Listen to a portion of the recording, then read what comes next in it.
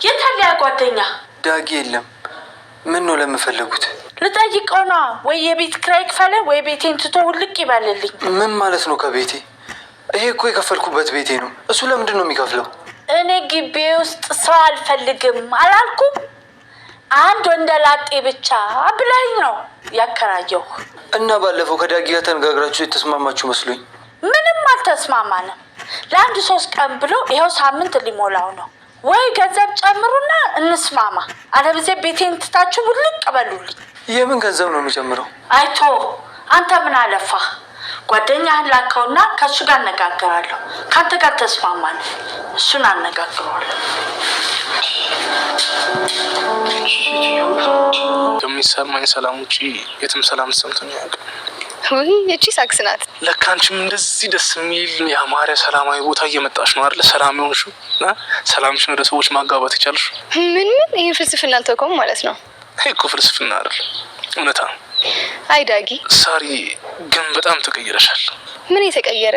በፊት ታስታውሽ እንደነበረ በጣም ወከባ ምናምን ይመችሻል፣ አልተረጋጋሽ ምናምን። አሁን ግን በቃ በጣም ረጋ ብለሻል፣ ሰክነሻል።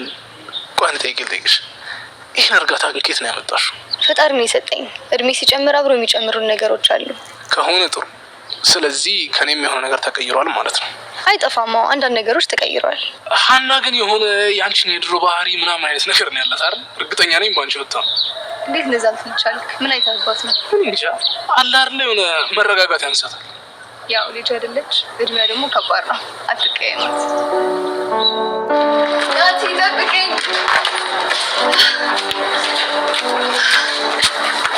እንዲያና ከየት እየመጣሽ ነው? ከቤት ስትወጣች እኮ ተከትዬ ነው። ለምን ተከተልሽኝ?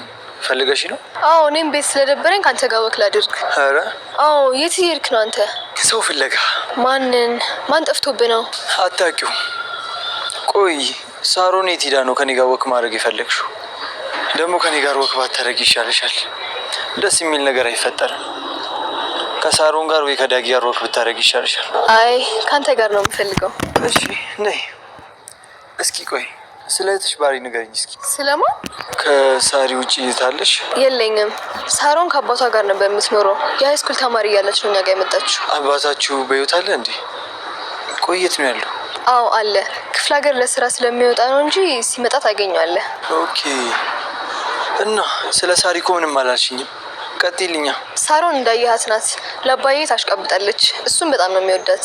አንቺስ ትወጃታለሽ? እሱማ ብቸኛ እህት አይደለች። ብታናደኝም ወዳታለሁ። እድለኛ ነሽ። በጣም ደስ የምትል እህት አለች።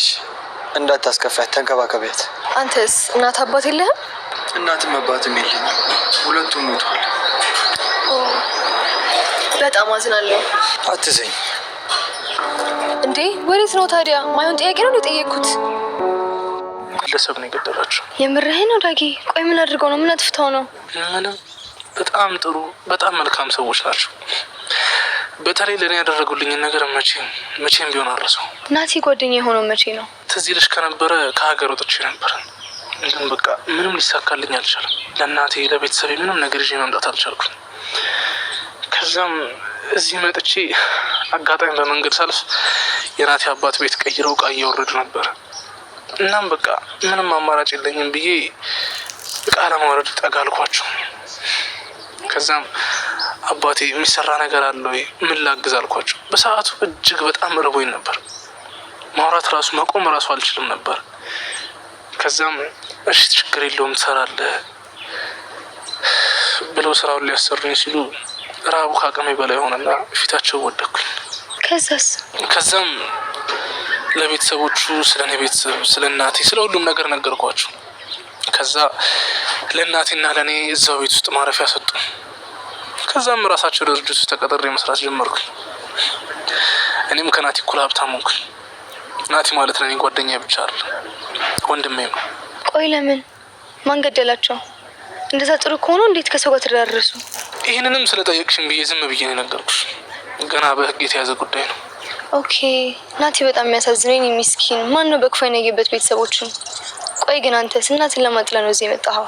እኔ ቤቴን፣ ንብረቴን፣ ሁሉም ነገር ሲወስዱብኝ እናቴን ወደ ክፍለ ሀገር ላኳት።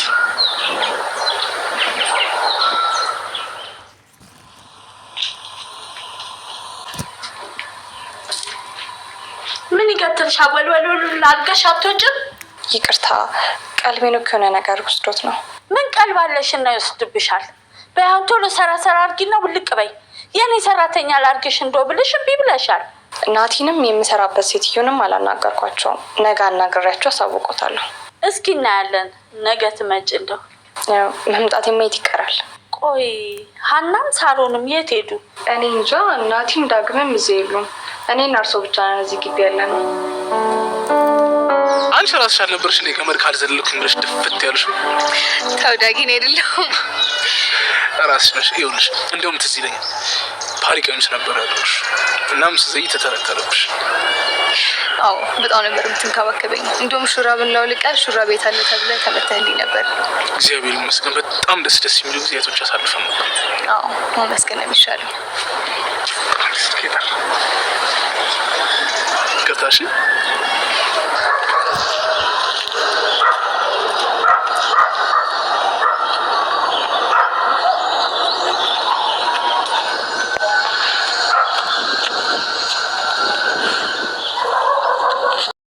የኔ ቤተሰብ መጀመሪያ እግዚአብሔር አምላክ ከኪራይ ቤት ይጠብቃችሁ። አብሶ በስደት የምትኖሩት እህቶቼ ወንድሞቼ እግዚአብሔር የራሳችሁ የሆነ ቤት ይስጣችሁ። ወይ እኔ ታውቃላችሁ እግዚአብሔርን ነው የምላችሁ። እርግጥ እስካሁን ድረስ ቤት የለኝም፣ ግን እርግጠኛ ነኝ እግዚአብሔር ወደፊት ይሰጠኛል እና ገና ወደ ኢትዮጵያ መሄድ ሳስብ ማለት ነው በክራይ ቤት መኖር ሳስብ በጣም ነው የሚያንገሸግሸኝ። ሳስበው ራሱ ማለት ይሄ ፊልም ነው ስለሆነ ማለት ይሄ ፊልም ስለሆነ በእውነት የለም ማለት አይደለም። በጣም ብዙ አከራዮች ለመመስላችኋል ወንድ ላጤ የሚወዱት።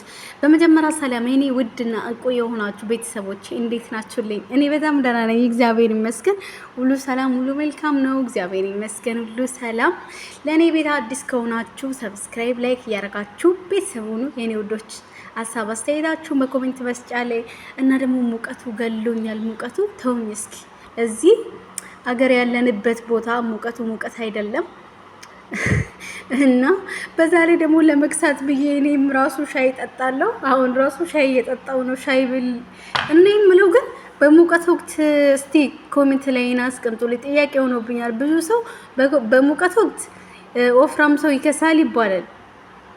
አንዳንዱ ደግሞ ሙቀት ያወፍረዋል፣ እንደውም ይወፍራል። በሙቀት ወቅት እንደውም ሰው ይወፍራል ይባላል።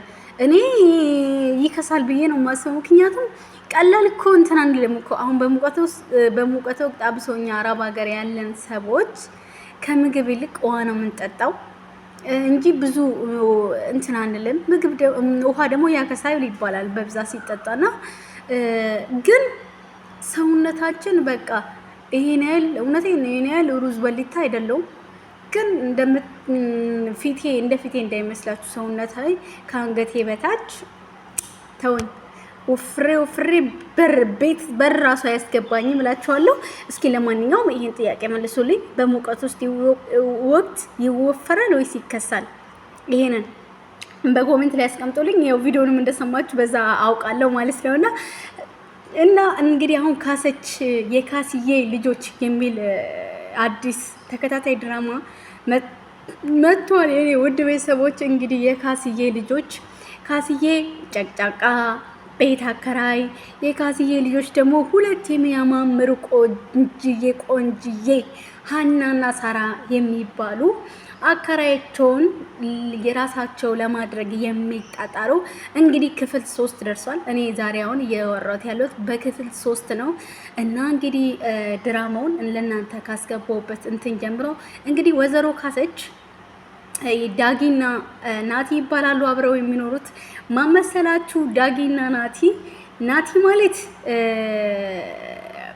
ሳሚ ማን ነበረ? በእናታችሁ የአደይ ድራማ ላይ ስሙን አላውቅም። የአደይ ድራማ ብዙ አልከታተልም ማለት ይቻላል። በከታተልበትማ እሰራበታለሁ። እኔ በነገራችን ላይ የማልጠቀምበት የማልሰራበትን ድራማ ላይ ጊዜን አልፈጅም። ራሴ የማልሰራበት ድራማ ላይ ጊዜን አልፈጅም። ለምክንያቱም ጊዜን ነው የማቃጥለው። ለምን ብዬ እንዴ ከምሰራበት ከሆነ ነው ያንን ድራማ ማየውና ሳሚ ቆንጅየው ወንዱ እና ደግሞ ጽናት ድራማ ላይ የምናውቀው በጨዋታ በሳቅ በጫወታና በሳቅ ሰዎች ላይ ሙድ በመያዝ የምናውቀው ናሆሜ ነው ማለት ነው። እና ምርጥ ድራማ ይመስለኛል። ወይዘሮ ካሰች በጣም ጨቅጫቃ ናት። ቤቷ ላይ ከወንደላጤ ውጪ ማስገባት ማትፈልግ ለልጆቿ እኮ